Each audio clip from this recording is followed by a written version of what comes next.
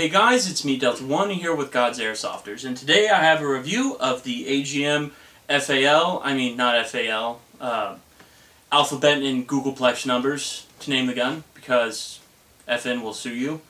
Anyways, got this gun from Airsoft Station, link in description, where you can buy it. Want to say thanks to Airsoft Station for sending this to me, and I don't know if I'm the first reviewer or whatnot, but it's one of those unique guns and stuff, so I thought I'd make some videos. I requested to make videos on this because it's a unique gun. So, box, very plain and simple, made to save price.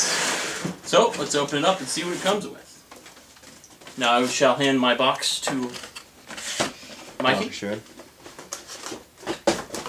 So, here's your manual. Put that off to the side. And here's what it looks like inside the box. You have two styrofoam pieces folded in place with a cleaning and dejamming rod. So let's move that out of the way. Then you have the gun. So I'm going to get all this stuff out and show you what it comes with. So, first thing you get is a manual. There is two lengths to the FAL. You get the longer barrel, and then you get a shorter barrel. And you get a tactical paratroop model, which is pretty cool. The manual is full of Chinglish, all over the place. It's pretty bad. So, just consulted for basic stuff. A absolute garbage pack of 2.2 BBs. Don't use these. They're just bad. Then you have a 14mm counterclockwise FAL flash hider, which is actually pretty cool. Most guns don't come with a spare flash hider. Then you get a really crappy trickle charger. Don't use these. They could burn your house down, and they can basically suck power for no reason and cause your energy bill to be like $1 million. And you get a stick type 8.4 9-nickel hydrate battery, which is just a 8.4, so nothing special there. Put that off to the side. Cleaning dejamming rod, very important. A 470 round high capacity magazine, which goes into your gun like so, and you don't hear a click. So, and then you get the gun itself. So, let's start with the metal and polymer components. As always, got our trusty motor here, wood for steel, nothing there, nothing. The charging handle, there's a little plate on it, that's steel. Sling mount is a little steel, and that's pretty much it. So, polymer components. This is actually one thing I really noticed about this gun. The polymer components feel amazing. I mean, I can see seams and stuff on them, but to be honest, this feels higher quality than some Magpul products I've held, which is quite surprising coming from a company such as AGM. Most companies that advertise this weapon are going to advertise it as some no-name, but this is indeed made by AGM. Now, stock is polymer, and the stock is fantastic. Pistol grip is fantastic, and the foregrip is fantastic, and you get a plastic flash hider, which is really plasticky. Anyways, let's move on. Features. Let's again start from the stock to here. Your battery is housed in the back, and one of the confusing parts to this gun is they give you a stick type. You push down on this, or up. I can't remember. I don't want to. It's a little hard to get off, which is good, because then you don't have to worry about it. But you have this ginormous battery compartment in here that can house a large type 9.6, and they give you a stick type. I would think they would give you some mini 9.6 or something, but evidently not, so. But it does extend out. There's a screw back here. Don't try and unscrew it because it's aesthetic. So don't make the mistake that I did. So anyways, the stock it feels real sturdy. You can trust it. I mean, it's good polymer. So that I'm happy with. So you're moving on. You have your sights. You have the same sights as you would say like an M14, and they have different apertures. So that's good. And shouldering this gun is fantastic. It feels incredibly comfortable. It feels like it's meant to be this way. Like it's like when you pick up an AK, you're like, it's gonna work. You get that feeling with this gun, and it's just great. So then you have this little lever over here, which I have no idea what this does at all. I don't know, but it's cool because it moves and stuff, so that's kind of neat. Then you have the selector switch, which is over here, and this is by far the nicest selector switch I have ever dealt with. It's nice, crisp, and it goes safe, semi, and then auto. It's very conveniently placed for a right-hand user. You can easily go. It's just super nice. I really like it. It feels great, and it's perfect for me. And the trigger feels nice as well. I mean, got a metal trigger and the trigger guard there.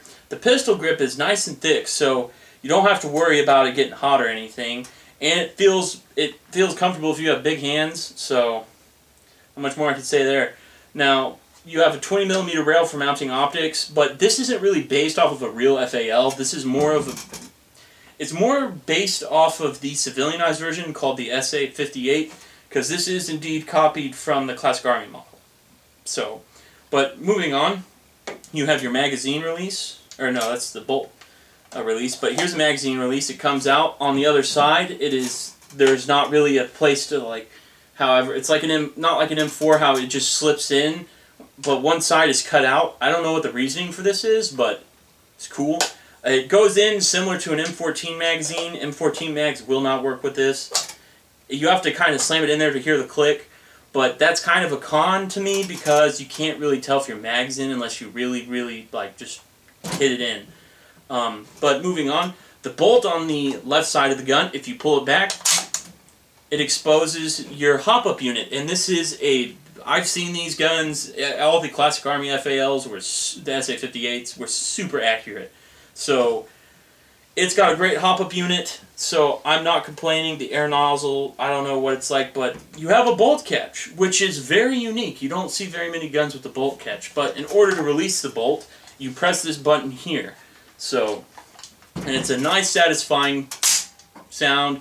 You hear it, it's nice. So, it's just incredibly well made for what it is. So moving on to the handguard, you have your original Magpul style, as I like to say, because if you look at this, it looks extremely similar to an MOE handguard. So, and I like this. It's comfortable. It just fits. It fits the hand really well. It really does. It feels like a battle rifle. It feels how it should be. So. Moving on, you have this here, which I believe adjusts your gas tube, the gas system to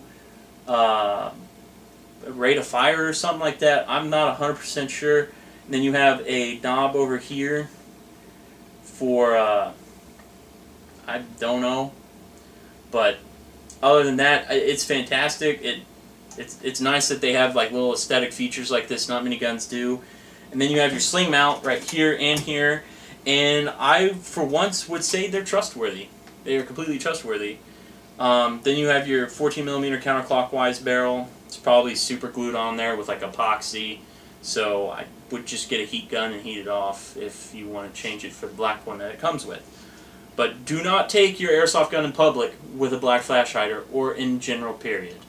So throwing it out there. So, now for the internal reports. What really topped off this gun for me is it's a V3. So you know it's going to work at the end of the day. So you have the physical short type motor, 7mm gearbox, I believe it is. I was not, Airsoft Station said that I could not open this up. As disappointed as I would love to show you what this is. And it's got like a mixture of a G3/G36 hop-up unit, so that's really good. And you've got basically an AK barrel. Like, it's basically 455mm in that general area, so you're going to have some range. And it's a mid-sized rifle. It's not a full-sized rifle, but it feels, I can't really explain it. It's just one of those guns you pick up and it's like, this is awesome. So internally, it's going to work fantastic, and you have Tamiya connectors. Replace that to Dean's, because Tamiya connectors blow up all the time. Anyways, so moving on to my personal opinion, this is a fantastic gun. I didn't expect AGM to do such a good job on a gun that not very many companies make, especially since most companies that have made an FAL have really kind of sucked at it The King Arms one really blew. I've held one. It was very disappointing. Didn't care for it because, one, the price tag is like $500. You know, it's a bit of a con that, you know, you can't find spare mags for cheap. Airsoft Station supposedly is getting a few in, so check there. He said they'd be somewhere in the $15 to $20 area. But overall, the aesthetics are fantastic. I mean, the body paint isn't that great, but overall, this is just one of those guns that's very basic and simplistic. It's gonna work, and it's designed to shoot. That's what I loved about all classic battle rifles. They work. I've never had an issue with a battle rifle before. It's just one of those guns. I mean, the sights are great. I really love the way this handguard feels. I can see why Chris Costa probably copied this, because it works.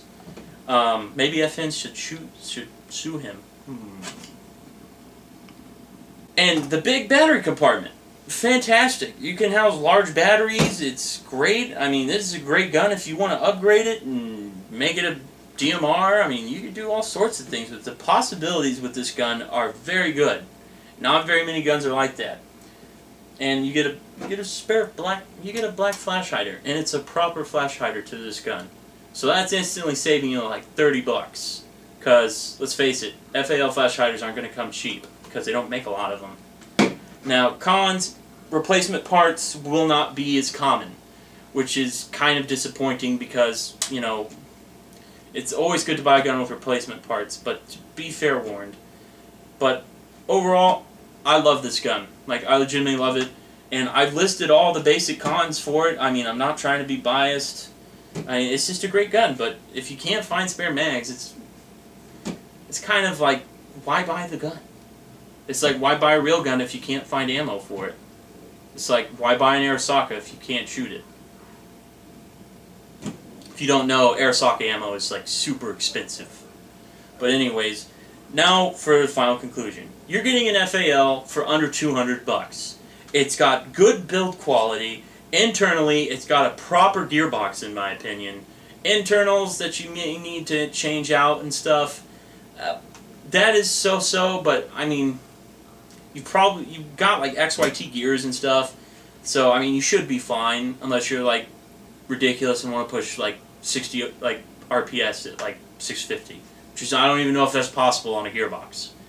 But you know, it's a great gun. It is legitimately a good FAL for under $200, and I would totally recommend this to anybody like that's an intermediate player and above, because it's just a nice gun. Like, quality-wise, the metal, it is pot metal though, which is disappointing, but it's not a cheap, crappy pot metal like CYMA's pot metal. It doesn't just feel like it's going to crack. It feels like it would bend before anything. And there is legitimately no wobble to this gun at all. Like, if I shake the gun, all you're going to hear is the Tammy connectors in the stock. That's it. That's all you hear shaking. And it's hard to find a gun like that. So, final conclusion, I definitely recommend this gun. It is a fantastic gun, and it's only like it's like under $200. So, I mean, the Classic Army FALs are like, what, $365? Forget that. And if you really want to, you can get the 1,000-round extended mags, which are ridiculous, but those are like $50. So, don't quote me on the price, but overall, it's a con that you get a stick battery, which is pointless, but whatever. Overall, I recommend the gun. I definitely would say buy it. And, you know, that's pretty much all there is to this review. Maybe a little short, but guys, life is good when you get to fool around with guns all the time. So, thanks for watching, guys. I hope you enjoyed the review.